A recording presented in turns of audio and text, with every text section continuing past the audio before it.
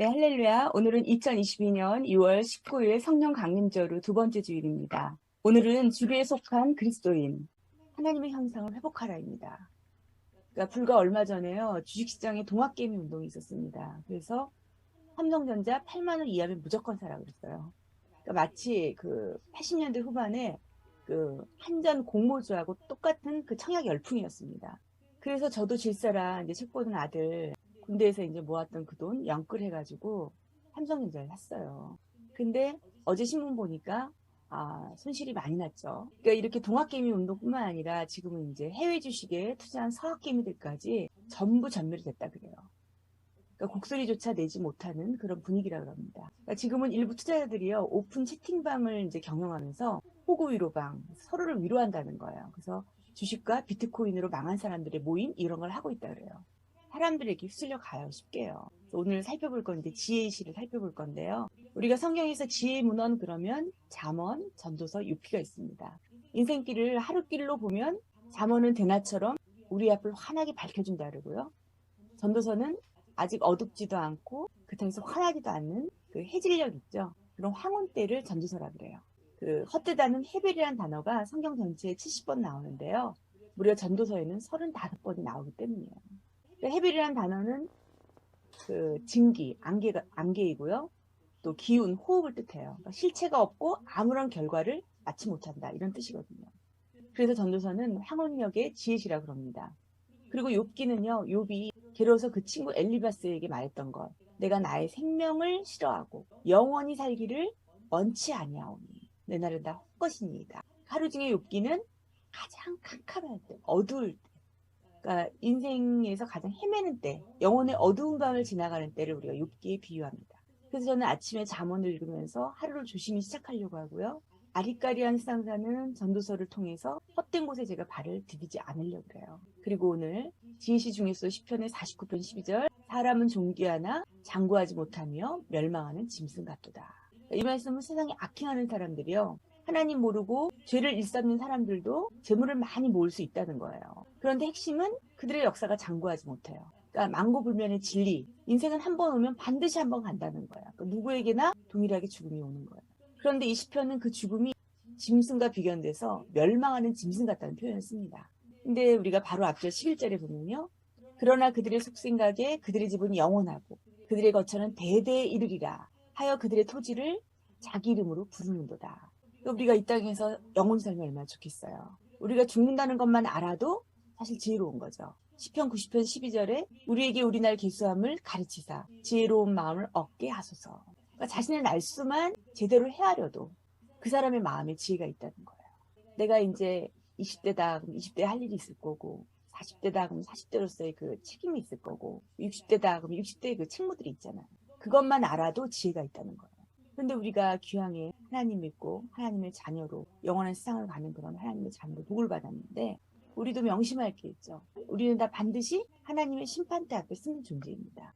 복음에 이른 것처럼 사람들의 은밀한 것을 심판하시는 그날이라. 우리는 하나님을 만나야 될 사람들이에요. 이게 각인이 안 되니까 그들의 토지를 자기 이름으로 부르는 것을 칼빈은 뭐라 그랬냐면요. 땅 위에서 서로 자기 이름을 부른다는 거예요. 이 땅은 내 거, 이 땅은 내 거, 이러면서. 그러니까 어떻게든 자기 이름 석자를 이 땅에 내려오고 힘쓴다는 거예요. 그러니까 우리가 부귀영화를 다 누려도 하나님을 알지 못하면 그 생활이 소망이 없다는 거죠. 사람은 존귀하나 장구하지 못하며 멸망하는 짐승 같도다. 왜 사람을 존귀하다 그랬을까요? 이것은 우리가 창세기 1장을 이제 우리가 또 생각해 보면 돼요. 창세기 1장은 천지 창조의 장이죠. 흑암 중에 운행하시면서 빛이 있으라 하시는 빛이 있었고 물 가운데 궁창이 있어 물과 물을 나누시고 궁창을 하늘이라 하시고 또 천하의 물을 한 곳으로 모여서 묻이 드러나게 하셔서 그 묻을 땅이라 칭하시고 하늘의 궁창에 두 큰 광명체를 두어서 밤을 주관하게 하고 낮을 주관하게 하고 또 하늘 위의 궁창에 새를 만드시고 바다의 짐승들과 모든 생물들을 그 종류대로 창조하시고 이렇게 하신 후에 하나님께서 또 그들에게 복까지 명하신 거예요. 누굴 위해서요? 바로 6일째에 창조되었던 우리 사람을 위해서예요. 창세기 1장 27절 하나님이 자기의 형상 곧 하나님의 형상대로 사람을 창조하시되 남자와 여자를 창조하시고 그러니까 하나님께서 이 모든 환경 우주 만물 먼저 창조하시고 그 환경에 복까지 내신 다음에 창조의 절정인 이 사람을 창조하신 거예요. 근데 이 사람은 바로 하나님의 형상대로 창조되었기 때문에 우리가 존경합니다. 하나님께서 우리를 영적인 존재로 창조하셨다고요. 그래서 루아 이 부분은 생각의 주도권, 말씀을 순복하라. 이 말씀, 이걸 이제 한번 찾아서 들어보시면 도움이 돼요. 그래서 우리 인간은 하나님께 영을 부여받은 존재니까 영적인 삶이 가능한 거예요. 이게 기독교인의 영성 형성이 아주 중요합니다. 하나님의 형상대로 우리가 창조되었지만 우리가 깨졌어요. 아담의 범죄 때문에 이게 깨진 거예요. 모든 사람이 죄를 범하였으면 하나님의 영광에 이르지 못하더니 이 원죄로 인해서 우리는 하나님의 영광에 이르지 못하는 거예요. 그렇지만 깨졌지만 하나님께서 이 형상을 회복시켜주는 길로 예수님을 보내신 거죠. 로마서 8장 29절 하나님 미리 아신 자들을 또한 그 아들의 형상을 본받게 하기 위하여 택하셨다 그러거든요. 그러니까 하나님이 오래전에 우리를 택하셨는데 우리들은 하나님의 아들 같은 모습을 담도록 미리 정하셨다는 거예요. 또 고린도전서 11장 7절 남자는 하나님의 형상과 영광입니다. 남자는 하나님의 모습과 영광이니까 입에 볼을 쓰지 말아라 이 얘기를 하는 건데요. 그렇다고 해서 여기에서 그 여성을 제외한 게 아니에요. 그냥 남자가 먼저 창조되었기 때문에 남자는 하나님의 모습과 영광이니 하고서 남자를 먼저 앞서서 말한 거죠.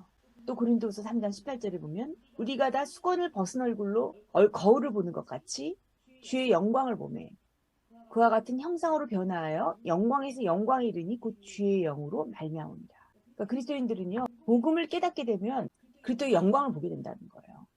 이 그리스도의 영광은요 요한복음 1장 14절 말씀이죠. 말씀이 육신이 되어 우리 가운데 거하심에 우리가 그의 영광을 보니 아버지의 독생자의 영광이요 은혜와 진리가 충만하더라. 그러니까 예수님이 하나님이시니까 예수님을 보는 것은 곧 하나님을 보는 거예요. 그런데 지금 유대인들은 구약을 읽을 때 얼굴을 이렇게 수건을 쓰고 읽는다는 거죠. 뭐예요? 예수님을 인정하지 않으니까. 근데 이방인인 우리는 예수님 때문에 복음을 받았으니까 그 유대인들에 비하면 얼마나 우리가 축복을 받았느냐 그 얘기를 하는 거예요. 그러니까 믿음을 통해서 우리는 큰 축복을 받은 거죠. 하지만 분명한 것은 우리가 존재론적으로는 하나님의 자녀가 되었지만 그렇다고 해서 그 하나님과 우리 사이에 쉽게 말하면 신과 인간 사이에 그 간극은 있어요. 그 차이는 인정하셔야 돼요. 그러니까 종말의 때가 완성이 되면 그때 하나님이 창조하신 본래의 하나님의 형상대로 우리가 그 형상도 회복되고 가치도 회복된다는 거죠. 또 인간이 하나님의 형상으로 창조되었기 때문에 우리가 회복될 수 있는 거예요. 우리가 그리스도 안에 새 사람을 입는 것. 그래서 자기를 창조하신 이의 형상을 따라 지시기까지 새로워지는 모든 것은요. 인간 창조의 독특성 때문에 그래요. 종기성과 연결되는 거예요. 에베소 4장 22절 구습을 따른 옛사람을 벗어버리고 하나님을 따라 의와 진리의 거룩함으로 지으심을 입은 새 사람을 입으라. 너희가 서로 거짓말을 하지 말며 옛사람과 그 행위를 벗어버리고 새 사람을 입었으니 그래서 하나님의 자녀인 우리는요. 구원받았기 때문에 구원받은 그리스도인이기 때문에 사실 우리가 비주류가 아니에요. 주류 인생이에요. 주류 인생. 내가 거룩하니 너희도 거룩하라 이랬기 때문에요. 이 관계성 속에서 우리는 거룩해져야 되는 거예요. 하나님의 형상대로 창조되었기 때문에 하나님을 닮을 수 있는 자연적인 특성을 우리가 지녔어요. 바로 이성과 인격이에요. 그래서 각 사람은 기질이 다르지만 한 성령 안에서 한 몸으로 많은 지체로 있기 때문에요. 그러니까 서로 종로릇할 수 있는 거예요. 우리가. 갈라디아서 5장 13절 형제들아 너희가 자유를 위하여 부르심을 입었으니 그러나 그 자유로 육체의 기회를 삼지 말고 오직 사랑으로 서로 종노릇하라. 우리 안에 성령님이 내주하셔도 자꾸 갈등이 생기는 이유는요 하나예요. 우리한테 자유를 주었기 때문에 그래요. 이 자유로 서로 종노릇하면 되는 거예요. 결론부터 말하면 우리는 그리스도 안에서 각기 다른 지체로 자유로운 존재로 하나님을 닮은 사람들이에요.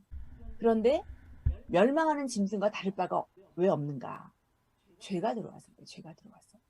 우리는 하나님 앞에 돌이킨 사람들이에요. 그리고 하나님의 영광을 볼 사람들이에요. 그래서 지금도 복음이 가려진 사람들은 형상이 보기 안 된 거예요.